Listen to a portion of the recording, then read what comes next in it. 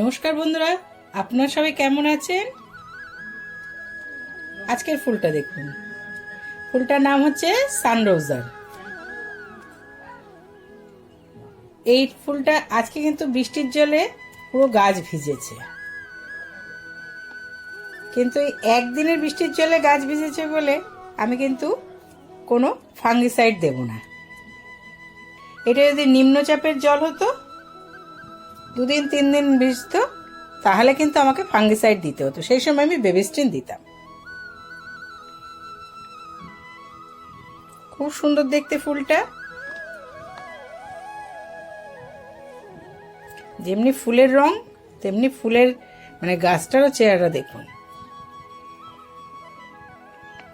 খুব সুন্দর দেখতে।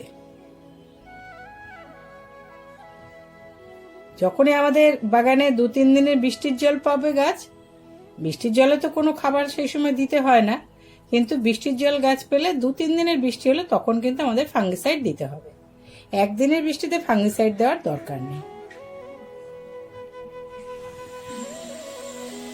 আপনারা সবাই ভালো থাকবেন, সুস্থ থাকবেন। অনেক ধন্যবাদ।